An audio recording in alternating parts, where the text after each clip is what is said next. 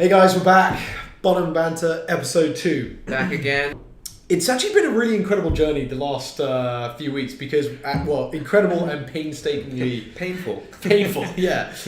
Nothing works. Nothing has, yeah. So we went with a couple of different distribution companies and we were promised a bit more and kind of under-delivered on. Typical salesperson, Typical right? salesperson, yeah. So we spent our tens of pounds on... Tens of thousands. Tens of thousands of hard-earned cash. pennies. But we're very soon going to be ready to get out there, so we're really excited about that and finally going to be able to share that content. You guys are going to have it soon.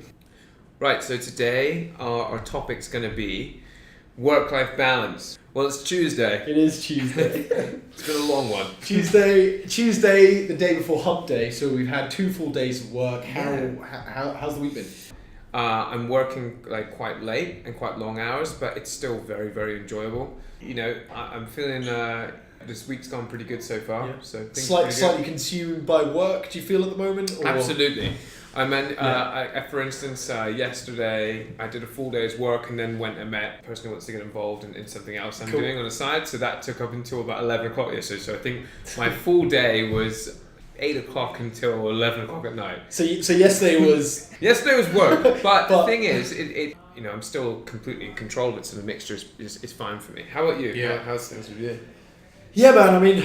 How's Project Andy going? Yeah, working on myself too. It's really interesting because the last few weeks for me have been dedicated to making sure that we actually get this off the ground. I've actually had a lot of genuinely awesome feedback on what it is we're trying to do here. So...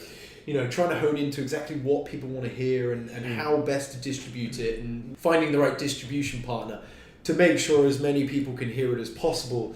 But what that's meant is at the moment I'm working kind of 8:30 to 6:30 at my current job. 8:30?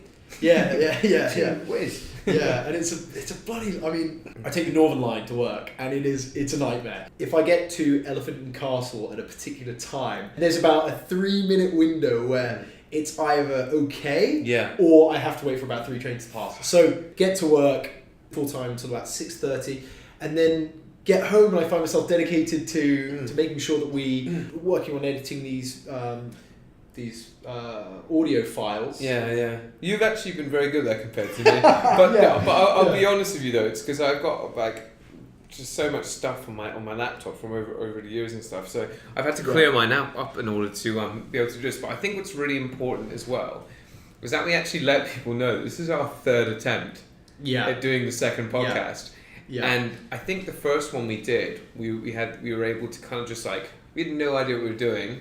We've actually got to the point where we really, really want to narrow down what we're doing and have a reason for why we're doing it and then stick to that, because I think the reason why people or our friends or whoever's going to be listening is interested is because we want to give some lessons and some learnings and also some entertainment, hopefully.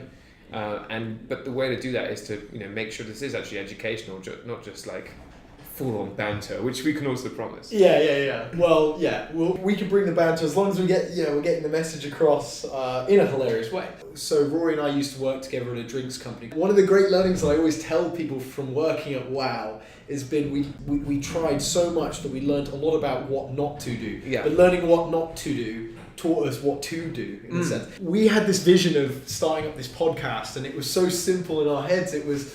get the recording done. It's going to be perfect. It's going to be perfect. Put ourselves in a room, press record, upload it, the next day. Yeah. And, everyone's going to listen to it. But it's been anything but that.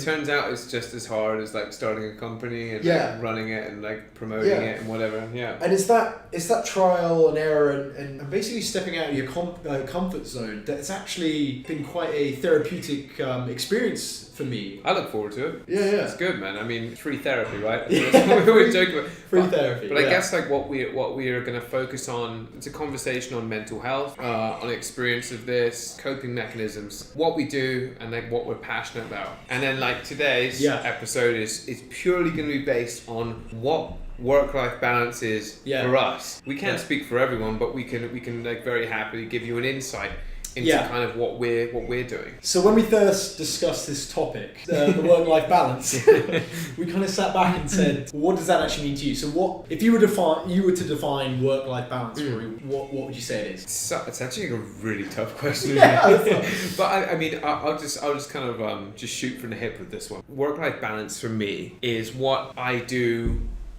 after work. Work takes up 50% of your life at least, and then I think especially if you're like creating a company, it's an all-consuming operation, right? I think it's very important that your work-life balance for me is those 10, 12 hours you spend at work and what you do after. So when we first started, genuinely, we would get home earliest at 11 p.m. Like for me now, it's completely different. So now it's like I've kind of learned to control what my work-life balance is. So for instance, my hobbies and things like that, which I neglected. So one of them is like music. I play guitar, I sing and things like that, and I kind of just didn't do that for 3 years, except if I had had like 6 pints. So like for instance now over the last year I've learned piano and things like that. So it's kind of like all the things you do along with your work in combination. That's what it is for me, if that makes any sense. So I've been listening to a lot of Gary Vee, and I think I mentioned this a lot to you, but like he talks about this idea of that work-life balance and how to enjoy your time at work. And one of the things that he always preaches is finding that thing that you're passionate about. Working within startups had never been introduced to me. It was never something that I was involved in or interested in or something that I was pursuing.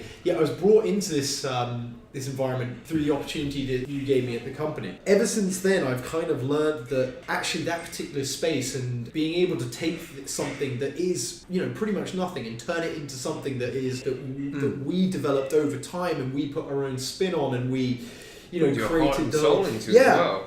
Yeah, and Gary Vee always talks about finding that passion, and you don't want work to become life, but what it does is make work a bit more enjoyable and a bit more, and you get the most out of particular people when you're that much more passionate about what it is you're doing and introducing us to that particular space. But at the same time, there definitely needs to be this balance of a life outside of work, whether it's extracurricular activity. Going to the gym during work is a great opportunity to just clear your head. Sure. And it's something I've been trying a lot recently, trying to go to the gym sort of between the hours of 2 and 3 o'clock. It's an opportunity where the gym's quite quiet. It's post-lunch as well, and a lot of people are very unproductive post-lunch, because they'll sit down like the Daily Mail. And another thing is, when you are so consumed with work and when you may be enjoying it a lot, you're dedicating so much time to it, you do burn out. You genuinely do. And you almost don't realise it. I think that passion project, that can only keep you going for so long. Yeah. And it does burn you out. And I think, that has a negative, that whether you're a founder or whether you're like an employee or whatever it is, that can only keep you going for so long. I think it's very important for people who are managing a team to instill that upon them that, don't sit there on Sundays checking your phone. Sorry about that. Oh, was that your I'm a man in demand. Oh, man. We were getting deep. I know, we're getting deep. Yeah. But I think it's something very important you instill that you shouldn't sit there on a Sunday checking your phone and checking your email. And I think this is something very much that I'm instilling now, is that there needs to be a genuine break. I've spoken about this before. It's like I turn my phone off sometimes. If I feel it's getting too much for me, I will turn my phone off on like a Sunday or a Saturday and just be like, you know what? I don't want to deal with this today, because you need to allow your mind to recharge. I think that's something we didn't do for like 18 months, was let our mind recharge. For us, it was all a learning curve because none of us had been through that experience before. And one of my great stories when we first started it was I had a second job offer somewhere else, and it was at an established company, and it was an opportunity that made all the sense in the world to so many people. So I decided to go with the nonsense. Yeah, well, that was it. So I called, I would say about 20 people in my network and said, I've got these 2 opportunities, which you go for. 19 people went for the safe option. This is the path that makes total sense. If you're talking about career progression within marketing, this is what you do. And then one guy I called, and he was hilarious because I called him and he's probably me but 20 years on, and he said was your old like boss? I was speaking, but I said, and he said, look, you're young, you've got an opportunity to take this. At the end of the day, you're at an age where you can bounce back. Yeah. I think that was the important thing. Having one person tell me that gave me the inspiration to say, yeah, you know what, I'm going to take the risk, I'm going to go for it. I think that's an important thing an important learning or life learning that I've got that's worth sharing, because there's a lot of opportunity. We're in this age where there's a lot of evolution in all sorts of areas. In work in general, like work life has changed massively, but the one thing that's not changed whatsoever is that you like this idea of you need to be in and around and talk about what you do all the time. Yeah. And I think that's something that I'm happy that I don't speak about as much all the time. We often I remember going to parties with you and like standing there and just talking about the company. That's like be in groups of people and they'd be like, we're having a mad time right now, and we'd be like, you guys want to talk about chia seeds for a bit? Let me tell you about the origins of our company. And it's true. I'm not sure if it was like a vanity thing almost, or if it was like, you don't want to be that person who's just like doesn't know when to stop talking about what you're doing, you know? You just kind of end up dictating to people, and it's a bit like, oh god. So you talk about how the company used to consume a lot of your life. You're saying working till 11 o'clock. What kind of effect did you find that had on you? I think when I look back at it, it's kind of like laughable in some ways, that I would, no matter what situation I was in, I would like talking to my parents about it. They would be like, how are you? And I wouldn't tell them how I was. I'd tell them how the company was. It would be like, friends ask me, how are you? And I'd like go on dates and like talk to girls and pan up. They'd be like, so how's life? And I'd be like, well, you know, things are going well. We just got launched in Sainsbury's. It's like, instead of doing things like that, and I look back at it now and I cringe so hard, because I literally must have spent not like any kind of worries I had, I would just talk about it, but not about me personally, it's about the company. But I think it's one of those things you learn, that I've learned now, is to kind of distance myself a bit from it, because you know, you get this pressure from investors and like management and whoever it is, that you have to carry it with you at all times, but you shouldn't. And actually that's a terrible way of motivating guys you've put money into, you know, terrible way of doing it. Like people are not, you're not going to be able to sustain that, and that's something I've learned firsthand, and it's completely unsustainable.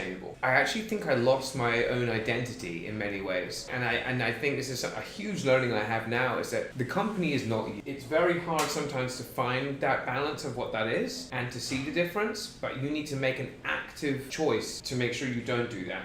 And you need to put measures in place, and one of those being for me like actively like not talking about it, or you know, if you go somewhere not maybe saying what you do, because it's always like an interesting thing, right? Like if you run a company, it's an interesting thing. People want to know about it. It's not normal. So I mean, there are lots and lots of things you need to do, but you need to do it actively. It's really important what it is we're doing within a professional environment at the moment. It's stuff that we're really passionate about, and at the end of the day, it's our way, right? Like it's our way of financially funding ourselves, right? Making an impact. And I think a lot of the stuff that we're doing within a professional space is literally making an impact, and I think that's really important, because there's a big shift at the moment towards you know, understanding what's happening in the world and actually giving a fuck, and that is very important. But at the same time, swear jar. Swear jar. Actually, a segue. Oh god. Sponsors. Maybe every time we swear, we can have one of our sponsors donate. WKD will donate one of their blue ones. Those are the best. WKD, if you're out there, Barnum Banter, get at me, AndyKelly90. No, we've actually created our new email address, barnumandbanter@gmail.com. So that's what it is. But going back to that, I found with that you've got to be able to. There is a balance. There is space to say, yes, I'm passionate about whatever it is we're working on. You've got to be able to switch on, switch off. That's something we've learned. So maybe just quickly, I think this is like maybe an interesting thing to do. What are the 3 things you could have done or have changed that have made you, given you the ability to have the balance that's making things work better for you now? Because I've never known you leave the office at 6:30. Well, I think you once quoted as one of your favourite quotes. I always used to remember this as quite a funny thing, because it always seems like negative with a press face of like this idea, but it makes total sense. It's the idea of don't confuse activity for action. Don't confuse activity for action. That's in that interview with the grocer. I saw it the other day. I was like, do you know who told me that though? My dad. Really? So my dad was aware, because I would send him pictures of me. Here we go. No, but I would sometimes I would speak to I feel bad about this as well, but I would talk to my parents very rarely. I was in London, but maybe once every 2 weeks, which isn't maybe the best thing to do with your parents, but I sometimes would FaceTime them from the office on a Sunday. And my parents would be like, "Why are you in the office?" I'm like, I'm just doing all the stuff. Like, what are you? And then my dad, after a while, was like, what are you actually doing? He's like, it's not healthy. And that was what he said to me. He was like, you need to remember, you can't confuse activity for action. Yeah, right. That makes. I mean, I get that, and I know. When I first started, it's like, or when you're in. I think there's a lot of people out there. Actually, when I used to work at a insight company, a lot of you felt like people were there from say 9 o'clock to 5:30, and as soon as 5:30 hit, everyone left. So what that means is there's got to be those last 30 minutes where everyone's either waiting around or whatever work they end up leaving at 5:30 then needs to be done at a different time. Yeah. So for me, it comes down to what work needs to be achieved within a certain time. It should be that way, but it's actually the way it's a very dramatic way of doing things. So I did an internship at Bayer, which is a massive pharma company. Don't come at me, Peter. So I remember it really vividly. Like, they would get in at 8 and leave at 4, and a lot of the reason for that often was they would play sports, they didn't get home for their kids, and it was one of those things where they would come in, get their work done, and leave. Yeah. And that made their work-life balance so much better. I would have very much argued, whereas in the UK, it's like people come in at 9, leave between like 6 and 7. Andy needs a fucking toilet. Right. I'll be right back, guys. Well, literally, it's next door. So number 1 being don't confuse activity for action. That's it. Yeah, number 2, like fundamental learning. I've always been terrible at organisation, right? I've always been terrible at organisation. But it's understanding how I can put myself on particular tasks, okay? What I get criticised a lot for is starting lots of projects and not finishing anything. There's a lot of people there. A lot of people do Yeah. Actually, it's funny because that's one of the reasons I've been quite adamant about making sure that we kind of get this podcast out of a tangent, but no, it's I don't necessarily create a list, but I understand and I recognize what, and I suppose this comes through self-analysis, recognizing what tasks are playing on my mind and then focusing purely on those and making sure I complete those. And it tends to come down to being what is either the quickest to achieve, what's the most important to achieve, and what then I can focus on at a later date. So that probably be number 2. And I think number 3 is it's recognizing what your passion is. That would be my number 3. Understanding what it is that you're genuinely interested in, where your strengths lie, what you then need to be focusing on in terms of improving your own self-worth or self-value that you can add to particular people within an environment. I mean, I absolutely love, and this doesn't happen a lot, but when someone calls you up and says, hey, I've got this problem, can you try and help me with the solution? Understanding where you add real value, amplifying that, and then them knowing that when they are in a particular situation, I think you'll find this for you when it comes down to speaking to people around the kind of initial stages of starting up a business. That's where you really have those strengths. So for someone like you, it would be that side of things. For me, I find it's within the within marketing, within a startup environment, food and drink 100%, because we've literally been through it. We've done pretty much everything, every different activity that you can do within our space over the last 3 years. So for sure, I'd say that's number 3. Awesome. Yeah, I'm just going to do my 3 anyway. Go for it. No, I want to get some shit off my chest. No, look, I think as well, I think my first, like my biggest one is probably you need to really, really, really learn to communicate. It's a very tough thing to do, especially like within a small company. It's because, especially if you're, say you've got a co-founder or you found it yourself, there's tiers, right? I.e., like some staff shouldn't know when you're raising money, or at certain times they shouldn't. And it's quite hard to... So structural tiers and physical emotional tiers is what absolutely. Yeah, no, definitely. Lots of tears. Lots of tears. Lots of crying. Lots of crying. Going red and crying again. Red Lobster. But yeah, look, I mean, so I think it's quite a tough thing to do, but I think it's very important that, so it's like ability to communicate. And then I think that's within the management team itself, and I think that's like why you need to make sure that you always have those catch-ups, that everyone knows exactly which way they're going. Yeah. And then my second thing is like giving people autonomy. So if you bring someone in to do a job role, you've brought them in because it's something that you either don't want to do, or you're generally not able to do, or not good enough to do, right? Or they're better than you at it, right? Yeah. So if you bring someone in like that, as long as you've like briefed them on what it is, you've got to give them the ability to actually perform that role. Being a founder of a company is very tough because it's your baby, but you need to let people perform the function you brought them in to do. So they need to have some ownership, right? So that's my second one. Yeah, and just on that, I'm reading a book at the moment by Scott Harrison, the founder of Charity Water. Did you see Scott Harrison or Rory Patterson? Scott Harrison. I think a lot of it's plagiarised. By me. By you. Yeah. The content you put out there. Yeah. I mean, it was written. It's his life. 10 years ago. No, but he talks about that a lot, and he got to a particular point in Charity Water's evolution where he always recognised that he needed to bring people in for certain areas. And then at one particular stage, he got to a point where he was like, actually, there's pieces that I'm doing or I'm trying to oversee that actually I need to bring someone in and basically, or a professional to come in and do that particular area of the job.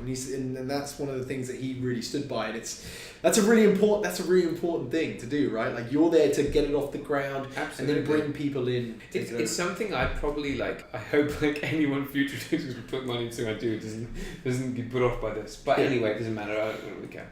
I do care. It's that, I think you get to a certain stage, right, in your business where, as someone I've never ran a business that's 5, 6, Successful. 7 years on. Shut the fuck up.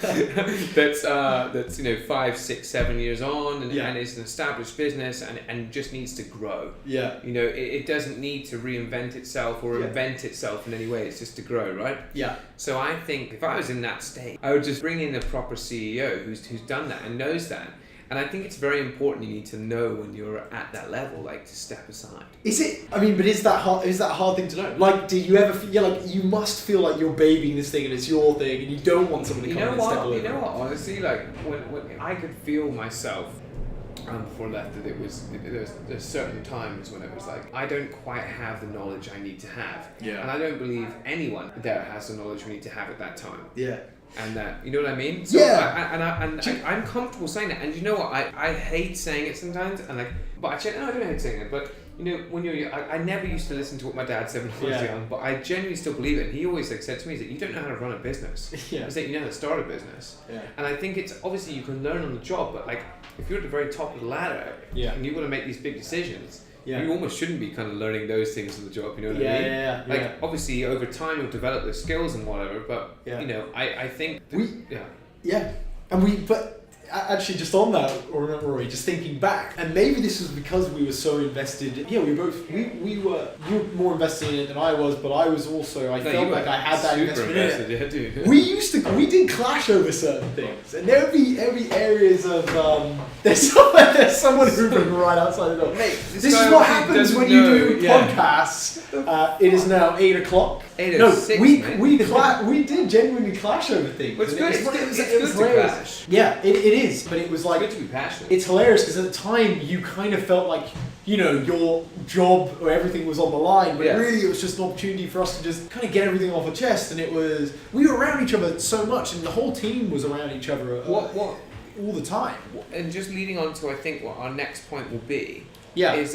This is before we get on to some more banter issues. Yeah, I know. We've got a couple of segments that we want to introduce to people. A couple of good sectors. We do want to stay on topic here, but so talking about the balance, do you think, because as someone who hadn't founded it but came in very, very early, do you think it affects the team? Do you think it's different to what a founder experiences, the pressure you experience, but also the drain maybe you experience from working those hours? As someone within the team as opposed to as a founder? Well, I think what was really important was when we started out on the journey, we all kind of believed in what it is we were doing. And whether or not you were founding the thing, we had some great team members as well who were doing, and there was a real passion behind what we were doing, and we really felt like we were making a difference within the drink space. They poured everything into it. To be honest, I didn't have that financial investment that you had in the company, so I didn't have that in, but I also wanted to make sure, and people have described me as a hard worker when the project is right. And this was the right project, and I loved it. And what it's done is set me up for understanding what the next project I want to work on is. So we're just going to move on now to a little something we call random word generator. Random word generator. That's a thing, and it's something that might become one of our favourite segments of the show. Favourite segments. But who knows? We're going to give it a go. We'll see what everyone thinks. Let us know. But do you want to give the premise of this then? Yeah, so what we're going to do is we're going to generate a random word. Yeah. One person behind the laptop, one person in front of it, and I'm going to let you know Not what the word is, but what the word. You gonna give me some clues? Give you some clues. Wow, this is cool. I like this. So this is something you've come up with. Yeah, I've sat here for a long time thinking how I can plagiarise. Is this something. what you've been doing during the days? This is what I spend my days doing. Yeah, this is what I spend my days doing. Well, exactly. Okay, so you want me on the other side. So it's kind of fun because like everyone at home can actually play along with this too. So what are you going to do? You're going to give descriptions. They're not going to know what it. You're not going to know. I mean, I'm going to get it before them. So what? I got 30 seconds. 30 seconds. So your time starts when I ask the first question. Okay. Go. So basically, it's something that's horrific. Something that's horrific. I can't believe my face. Brilliant. No, it's something that. So like, if you were to go on a night out and you were to do something really bad, it would be disastrous. Done. No, that's not it. It's something. It's around that. Okay, so something really bad. If you were to do something explicit, it would be ominous. No. Ominous. Sexual. Sexual. Sorry, you. Is this okay, so you've got about 10 seconds. Okay, so we've got 10 seconds. So give me something else. Come on. it's something that you just horrific, horrendous, terrible night out. No. That would be. Or not just a night out. I go to a night out. It's like sounds kind of creepy. Not my fault. Yeah, I'm like. No, don't tell me. Obscene. Yeah. Okay, that's rubbish. I hate this segment. Okay, let's move on. I'm going to do one for you now, Rory. Thank you. I'm actually going to give you clues that can actually give you the good clues. I didn't want you to win. Did anyone out there actually get it? I highly doubt. So let us know in the comments. Okay, this will be a lot easier for you because I'm pretty good at the old adverbs. Adjectives. That's it. Okay, so reading and writing this. Edit settings. Quantity 1. Duplicates no. Okay, you ready? Yeah. Okay. Oh. Okay. Okay, you ready? Go. Okay, so imagine like a big old group of birds just doing their thing. Flock. Yeah! You got it! No problem. Yeah, fuck yeah! Okay, well, let's do another one actually while you're there. Like a flock of flame. Let's do another one. Let's actually do another one. You got 20 seseconds. Come on, we're gonna do this. Let's see how many we can get. Ooh, you burn yourself and you take an open flame, you burn it. What are you doing to the skin? You're oh, it's a hot one out. Oh, it's crispy. You gotta crispy. Oh, crispy up. Oh, yeah, crispy up. Oh, imagine like you take a Bunsen burner. Yeah. And it's what is it? Oh, that's today's hot outside. It's a real scorcher. Yes. Yeah. One more. You had to go incredibly normal. I know. Oh, it's hot outside. Oh, it's dead hot outside. Incredibly scorcher. Yeah, I told you it's a real scorcher. Okay, one more. You've got 10 seconds left. Yeah. The 30-second timer. The longest 30 seconds. You gave me about a minute and a half. That was harder. Okay. Mine is hard. Oh, I tell you what. If you get this one, you're going to be all of the points. You're going to be rounding up. You're going to be not rounding, but you're going to be grabbing them up. All the points. You're going to be. Shoveling, holding, picking up. No, close. It's Hey, you ever seen that movie with that guy? Hey, turn off your. Is that That's your phone. Who is that? I don't know. Someone's sending you images. Okay, shall I open it up? Okay, this is another segment. Yeah, you can open it up. It's probably saying something about you. Yeah, it is. No, it's someone's sending. Have you ever seen that Denzel Washington movie with where he's the bone. The bodyguard. He's the bone. He's the boner. It's something that comes. If you take boner and you split it up between bone and he was the bone collector. Yeah. You were two of three, which is I was 0 of 1. So, well, that was good. That was a really fun segment. Yeah. So for our last segment today, I believe Andy, we've got our very first. Fan question. And it sounds fantastic. First off, we'd like to thank Rohan for sending this in. I'd like to thank Jesus. But yeah, me too, Rohan. And let's just thank you next. Yeah. I'm stalling for time here because this is all happening live. Rohan, again, really appreciate you sending in the questions. And anyone else out there, feel free to send us in some questions. We can give our opinion on what it is you'd like us to give feedback on. Fun fucking question, mate. I'm going on. This is rambling. Okay, so this is the question. And it's a relatively long one. Good. But it's a good one. In fact, I don't think anyone's going to be able to follow up on this. You know, it's going to beat this. I definitely couldn't. Here he goes. In the city, I've become aware of a particular type of worker, which now I'm guilty to be a part of. Capable and fiercely ambitious, but underpinned by a real belief in their own inadequacy and insecurity. It's an endless pursuit of climbing the ladder and fulfillment, but you never reach it. Is this something that's relatable across any type of job? Or is this pressure that's been built up over years only down to myself? It's a great question. Super good question. That was awesome. Honestly, if you're in mine, I'll like fire from the hip again. Go for it. Just jump in. Look, I mean, I actually honestly think this is kind of like a more of a question of almost life than just your job. I'll just relate it to myself because I think that's one of the questions you had, do other people feel this? And I always remember me with the drinks company, it was like, when I get on a supermarket shelf and I walk in, I'm going to have this feeling of just like elation, that instant gratification I've always been looking for. Like, but it's not like going to the casino and winning like £1 million or something. I don't think you ever truly get that feeling or that platform, that place you're looking for. So I think it's like a bigger life question in general. It's like you need to enjoy life as it moves along.